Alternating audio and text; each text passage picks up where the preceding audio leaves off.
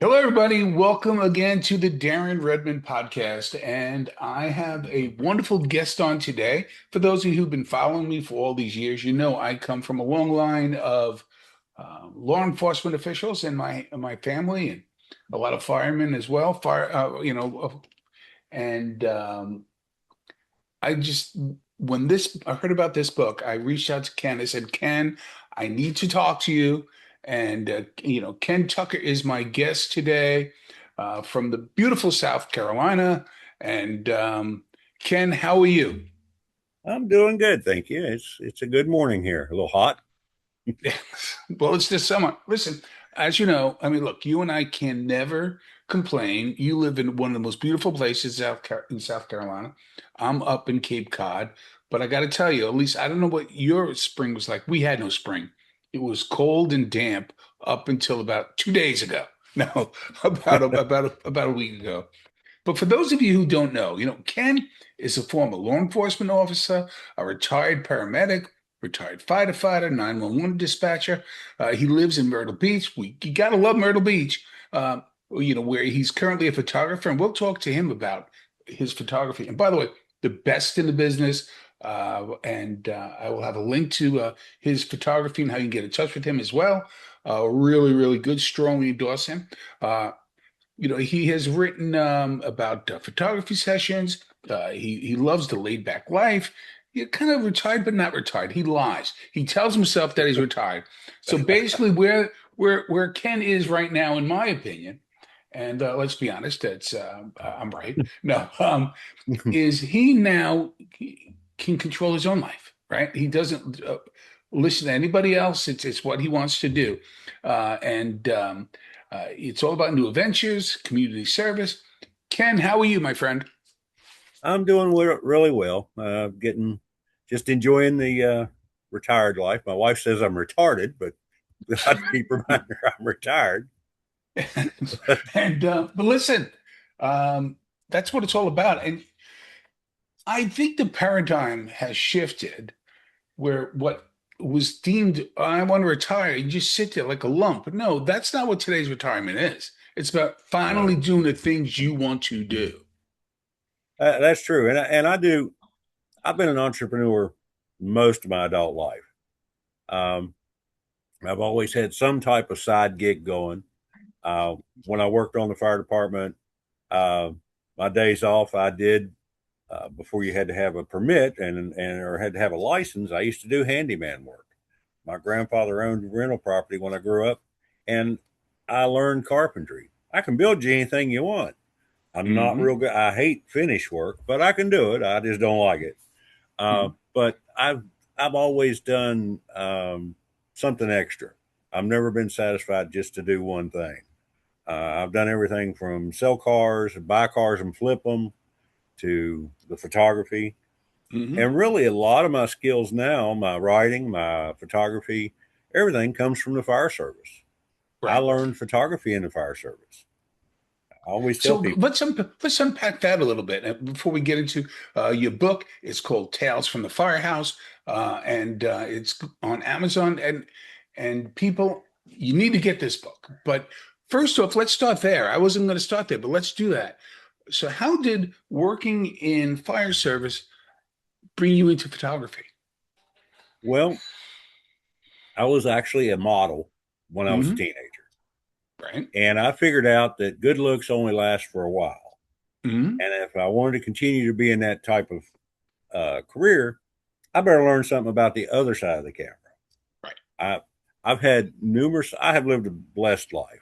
I've had numerous opportunities. All of my education was paid for by the fire department. Love They that. trained me to be a photographer. They trained me on how to do computer work. They trained me on being a paramedic. Um, and I've always, if there was an opportunity, I would take it. There's never been anything that I didn't try. Right. That's like with my first book. Everybody said, "You can't write a book." I'm like, "Yeah, I can watch." My first Right. book came out in 1997, The Crew. They're Hmm. currently, there's apparently a rumor that I'm dead or something because they're selling it for like $150 on eBay. So hold on a second. Listen, people, we're breaking ground here. So you're not dead. No, I'm not dead.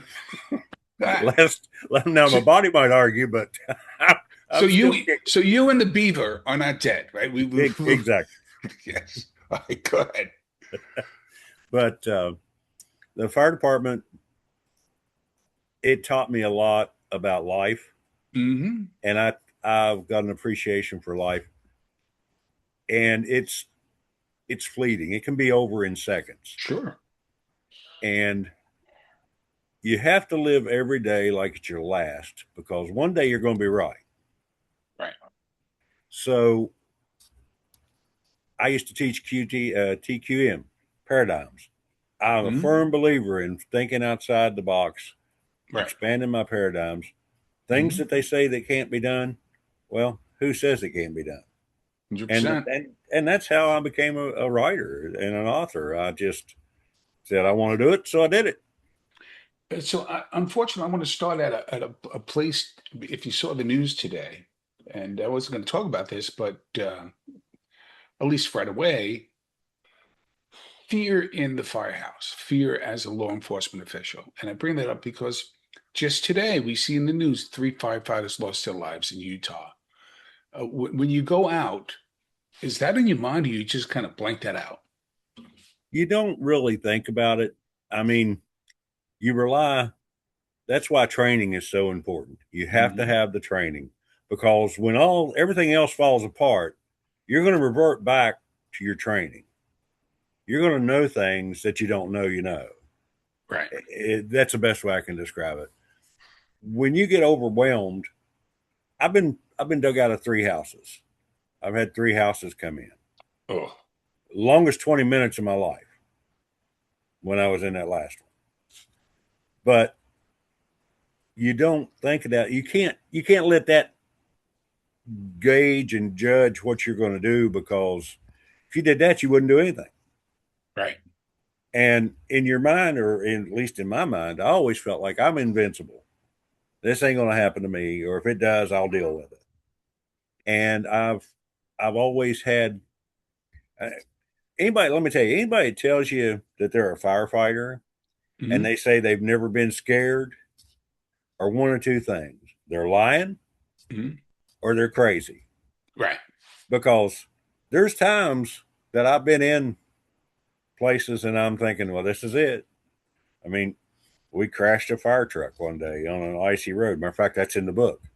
Right. Uh, the we hit a icy bridge.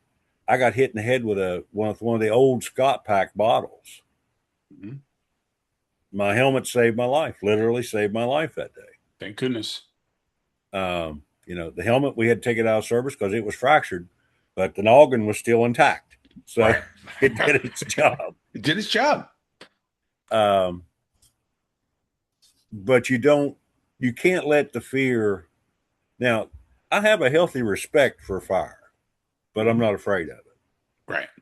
I know fire has to have the same amount of, in a sense, it's a living thing because Oh, yeah. it has to have the exact same amount of oxygen that I do. If Hmm. it's got to have 17 to 21% oxygen. If you cut that oxygen off, you're going to cut the fire down or cut it out. Hmm. Two or three different ways to do it. You seal it up, drown it, whatever you got to do. But you displace the oxygen. That's why the halon system's so good. It displaces all the oxygen. Now, it's not good for me or you to be in that environment, Right. but, Right. Yeah. You know, but that's one of the things you just don't think about it. I want to get into the book in a second, but again, this subject matter is so interesting to me because, like I mentioned to you offline, I come from a long generational service to the community. Police officers, firefighters, a few firefighters, mostly on the EMT side. But that's exactly what I'm talking about. Let's blur those lines. People think firefighter, they think fire. But Ken, what you had to do, what your fellow firefighters have to do, is much more than just fire. It's EMT. It's analyze it. You get to a situation, you have to say, okay, what's more important? Is it the fire? Is it the leak? Is it getting the person out of the car or whatever the case may be, or out of the house. And again, you fall back to your training, and I'm sure some of that stuff is in the book, but you're in a chaotic situation, and you have to be stoic. You have to be the one that figures things out instantaneously. See if you can unwrap that a little bit. Right. Well, like I used to train paramedics, Hmm. and I always used to tell them, look, especially when they're new, you get on the scene and you don't know what to do. You act like you do until somebody that does gets there. Okay. Hmm. Um, you have to make life and death decisions in seconds. Right. You have to. I mean, life always comes first, and the rule is protect yourself, protect your partner, protect your patient, Hmm. and that's the route it goes. You take care of yourself, take care of your partner, and take care of your patient. Because if you don't take care of yourself, you can't help either the other two. There's situations that you're going to be in. I've had a situation. I've had my partner held hostage at gunpoint. I've had um, cars on their top in the creek, um, and you do what you have to do. You don't really think about it, but like I say, the training comes in. Don't And the biggest thing I can impress on any new firefighter or even old ones is fight the tunnel vision. What happens so many times is you get on the Wow. scene and Wow. you just you tunnel vision in on, okay, there's a patient there, but you don't see that 220-volt line there arcing at you, Mhm. or you don't see the dog coming around the corner that's going to eat your leg off. Mhm. So step back. uh, I used to be one of my biggest things I would do is when I pulled up on scene, usually, especially in the ambulance. Now, back when I worked, things were a lot different. You had a lot more fun. You can't have fun on in the do fire today. Back in the day, I mean, you could have a smoke on the way to the call. You could Yep. have lunch after you got done with the call, all right in your ambulance. It didn't matter. Mhm. And one of the things that I was famous for is I'd pull up on scene, lit my cigarette, take a deep breath, and just look around. And that's where the phrase, I've been known to utter the phrase, "How in the hell?" And but you just look at the whole scene and Mhm. you see what's there, Right. and then you start picking it out. Um, like I say, patients always come first as far as Mhm. priorities on who you're going to take care of it or what you're going to do. Um, but you also have to. That's like I used to work with a fellow by the name of Phil Pfister. Mhm. He's um, he's a fire. Or I think he's retired now, but he's also was the strongest man in the world 3 times. Wow.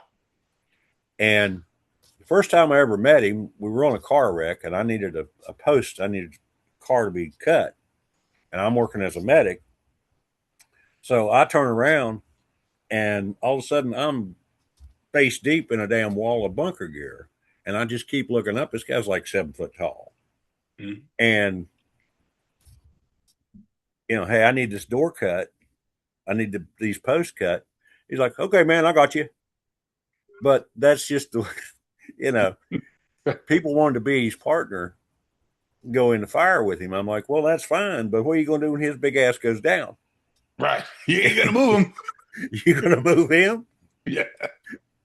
But the thing about it is, and like, it was fun back in the day. Mhm.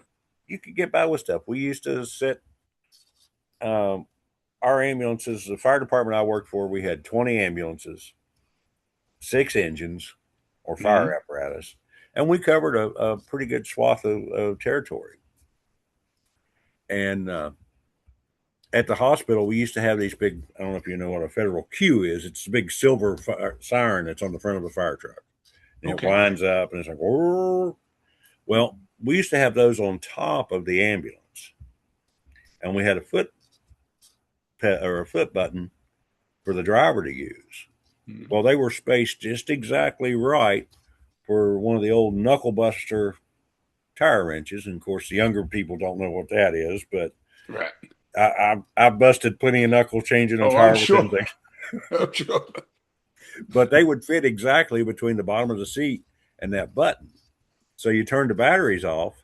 So when whoever came out to get in the ambulance, when they turned the batteries on, the siren kicks, Right. and you're in the middle of the ER with your siren well, and you're trying to get that thing unstuck.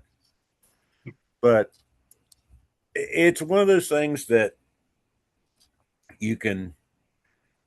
It was a great career. I would still be doing it if I wasn't old, fat, and out of shape. It gets us all, my friend. You know that. Oh So yeah, tell people a little bit about the book, um, and why they should purchase it on Amazon. People, make sure you get it, including you can get a signed copy, by the way. But yeah. talk a little bit about the book. Well, the book it's a collection of short stories, and Hmm. I'm a storyteller. Always have been, but I've experienced a lot of stuff, and I feel like I can always have a humorous side to any story that I might tell, and I've translated that into the book. The book you're gonna laugh, you may cry, you may feel pride, but it gives you an insight to what it's like to be on the other side of the tape. It's Hmm. or the other side of the badge. Um, there's stories in there. There's a couple ghost stories in there. Believe it or not, No way. we had one. Um, there's a there's stories about my first call and the guy with the hole in his neck. Ooh. Yeah. But you know, like I say, it was fun back in the day. Matter of fact, today I was the department I worked for was paid volunteer. Right. So you you volunteered, but we also had paid people. Well, when you Hmm. were off duty, you were still on duty. You were on call. Right. So and you could choose to do it. I mean, if you wanted to be on call, you got paid if you went out on a fire. But I had been a firefighter there for a while, and I was torn when I was younger. I didn't know my dad had been a policeman, Hmm. and I didn't know if I wanted to go to the police or if I wanted to be a firefighter. And the opportunity came up that I could be a firefighter. So that led to a lot of the stories that gave me the base for my book.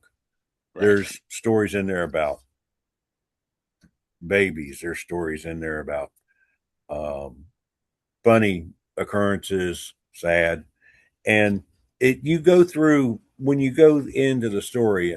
I've been told that you can imagine you're there. I'm descriptive enough to where I don't gross you out, but Right. you can feel like you're there. That's because you're a Um, pro. You know what you're doing, right? There's that line. Like, right, and I also wrote it for civilians and field mhm. personnel. Excuse me. Um, so if there's a term or something that I use, I explain it. This is Excellent. what this is this, and this is what it actually is. So that they're not lost or have to go Google something in the middle of the book. They can understand and get to, because I felt like that would give them uh, the feeling and the understanding to get the story, to understand the story and the stuff on that. So I love to talk about process. And so there's so many different ways that people, artistic people, in your case, a storyteller through books. There's the Shelby Foots of the world who would sit at the same desk, the same time of day, 7 hours a day. And then there is the other people who um, I've interviewed who when I feel inspired, I have a little thing by my bed or where I'm walking, and then all of a sudden I'm going to write for a while. What is your process? Well, and it's funny because I have to be in the mood. Is the Hmm. best way I can describe it. Right. It's an itch that when I'm ready to write, that I can sit down. Now I may sit down and write for 4 or 5 hours. I may sit down and write for an hour. My goal is a page a day. If I can Nice. write a page a day, Hmm. that's a good sign. And it's not there's not any one thing that causes me to write or not to write. It's more of I get the mood, and then I've got to have my brain clear. I need to have my head in that mode. When I wrote my first book, it was a fictional work, and I, excuse me, I lived.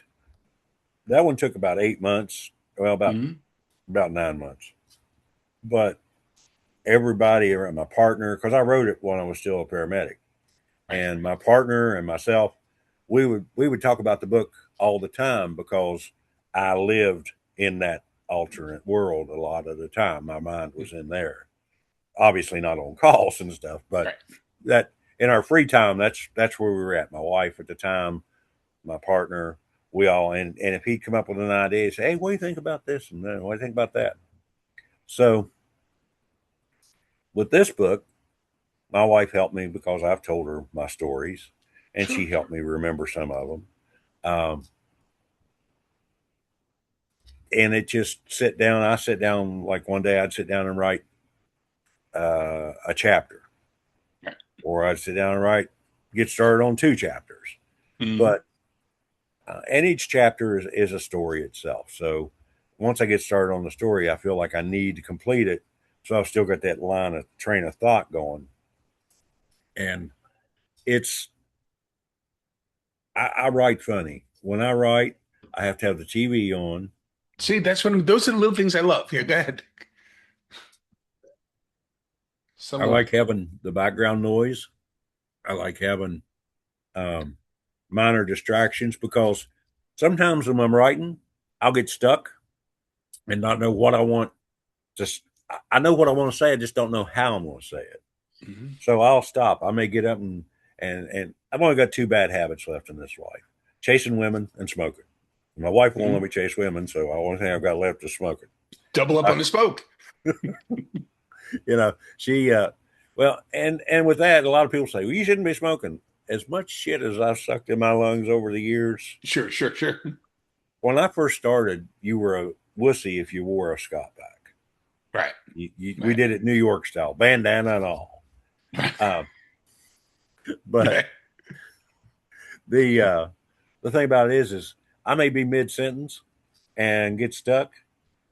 I'll watch TV for a few minutes, and I might go outside and have a smoke. I'll go out and talk to my wife.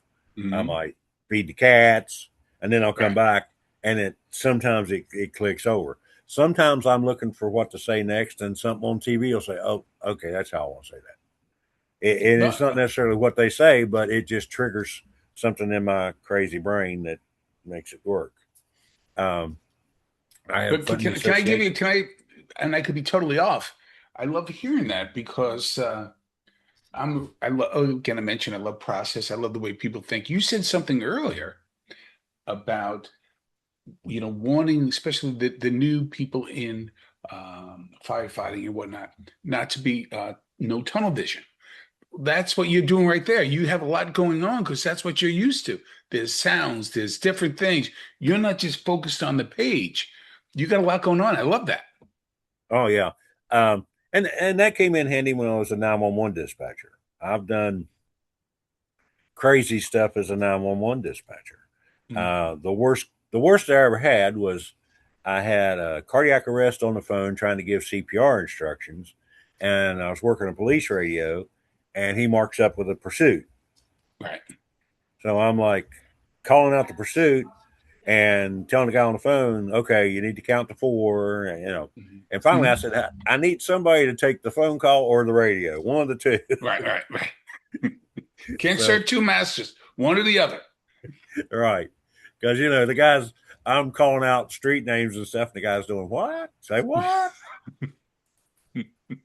Yeah. I But mean, and again, you got to be the stoic person in the room. You got to be like, because anyway, I before we wrap up, I want to know how do people get your book, talk about it, all that good stuff.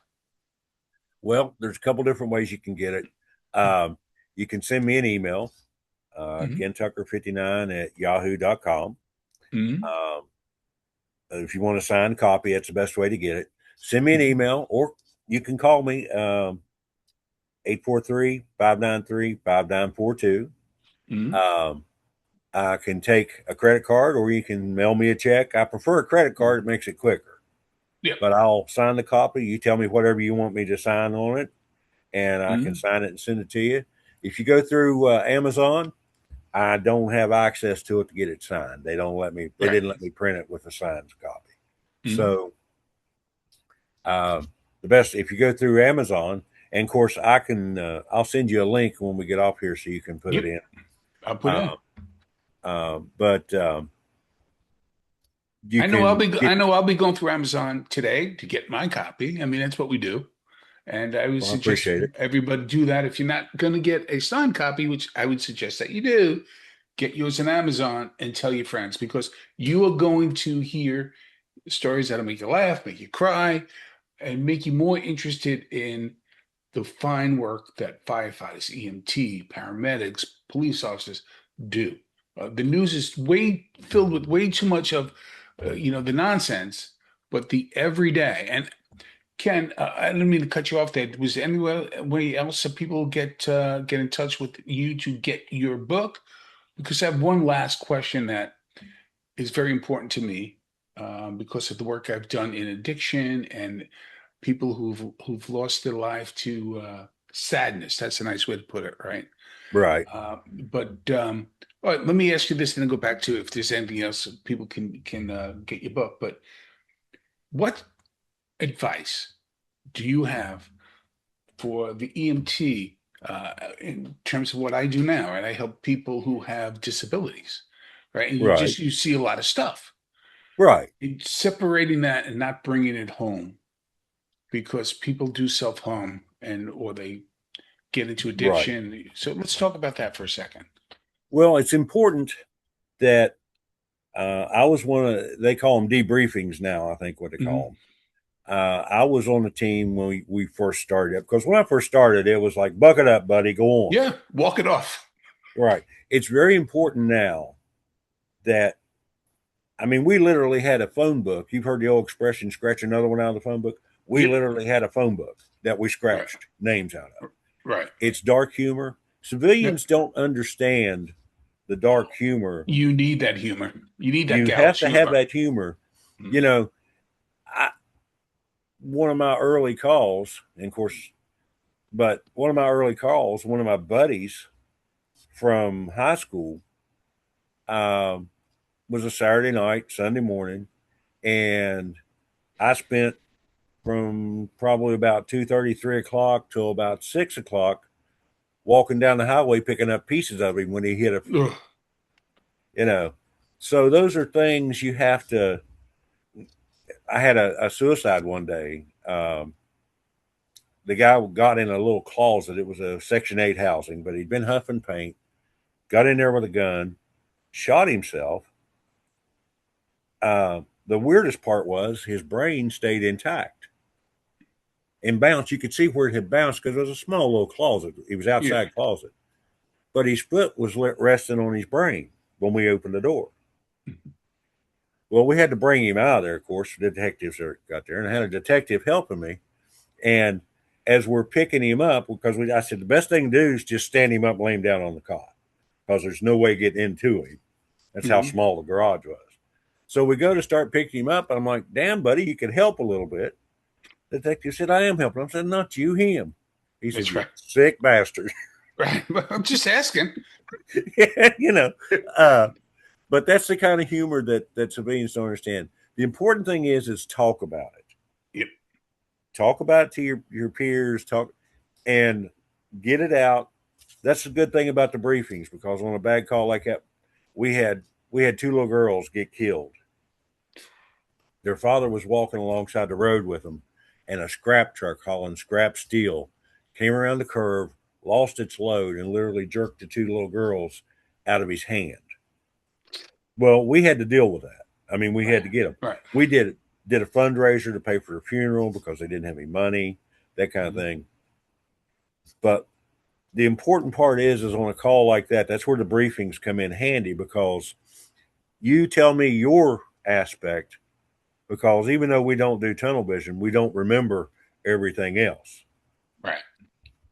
And I tell you what I did, and that helps you understand the whole picture. But the thing of it is, it gets it out, and it's very important. Don't hold it in. Don't be Mhm. macho about it. When I first started, one of the things they told me said, "Hey, if you need to throw up on the scene, don't throw up in the scene. Throw Right. out, turn around, and get back to work." Mhm. Yep. And that was the motto. But it's important to talk about it. Don't be ashamed of it, because Yes. everybody has those doubts. After I ran a call one time, I woke up. I know it was a year. I woke up with cold sweats, and Mhm. I tried to save this girl. It just never registered, and it just stayed with me. But you have to talk about it, and you have to be willing. You can't judge when somebody approaches you and wants to talk. Don't be judgmental. Let them Yes. let them get it Yes. out. You know, express. Regardless of how you feel about them or what they're saying, let them get it out. Show some empathy. Most importantly, some understanding. Don't don't be macho about it. Let them out. Because, to be honest with you, we see some screwed up stuff. Yeah, True. I've seen decapitated people. I've seen people stretched in half, impaled. You name it. There's more crap that you're going to see. The ones that always bothered me the most were the kids. Of course. Yes. Adults, they've had an opportunity to live their life, make their mistakes. It's sad that they're gone, but they at least lived. With kids, they haven't had the opportunity to do anything, and that was always the thing that was saddest for me. We And ran we ran a call one night. Um, this kid just graduated, had a little souped up car. He passed a trooper, little 2 lane road up in rural West Virginia. Passed a trooper doing 85. Speed limit's like 45 or 50. Trooper flips around on him, and this kid shoots the gas to it, takes off. Trooper was about ready to give up. He couldn't. He just, I ain't gonna catch him. He turned the lights off, come around the curve, and this kid had hit a tree. And well, he hit a telephone pole, and then he hit the tree. The bad part was he had torn the steering wheel completely off of the car, and the steering column had went through his chest. He's impaled on the steering column. I'm second due in, so the medic that's on scene is brand new. The ink's not even dry on his card yet. He's freaking out. What? How do I do CPR on this guy? You're not going to do CPR on this right. guy. I said, look, he's gone. Just He's nobody gone. has told him yet. Yep.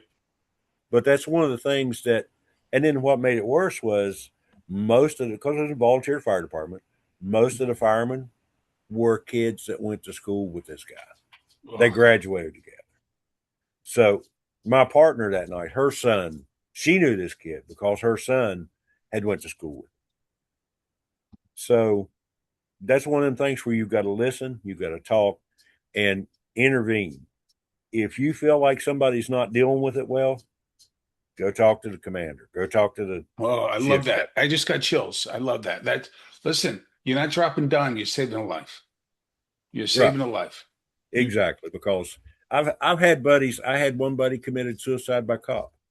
yeah, yeah, And I mean, happens a it lot. was it was hard because we all knew each other. We knew all the cops. They all knew Mhm. him. Right. He had a rough time. His wife left him for the babysitter, and he was a great guy. Right. But it was suicide by cop. He went out on the porch, pointed a gun at him. They had no choice, Hmm. you It's, know. I So mean, it's important. Talk to him. I think that's a very poignant place for us to stop again. So people can call you, they can email you at your Yahoo address, or get it on Amazon. Anything else? Anyway, you want to talk Uh, about in terms of getting the book? well, you can, and like I say, I've got ads on Facebook, so you can send me a Facebook message. Love that. Ken Tucker. Um, there are about 14 of us, I think. There are some other Ken Tucker authors, but I'm the prettiest one. Uh, I would say so. and it's funny because that's a very popular name. There's a photographer in Florida who's Ken Tucker. We use the Mhm. same processor. We used to get our work. I'd get his stuff, he'd get mine. Now the biggest difference is he's black, I'm white. Right. Matter of fact, I'm still friends on Facebook with his mother. We just talked the other day. She'd sent she'd sent the wrong Ken Tucker something, but she says I'm her other son. But We need more people like that in the world. Just laugh, have a good time, because that's the world, right? That's just what we need, you know? right, the And motto I've always lived by, and it's funny, but the motto is don't sweat the petty things, but mhm. don't pet the sweaty things. Right. Right. On that note, a great way to end. Ken, thank you for being my guest today. What a Oh, wonderful thanks for time. having me. And be Take sure and care. send me a link so I can share this out. You know I will. Bye now. Bye bye.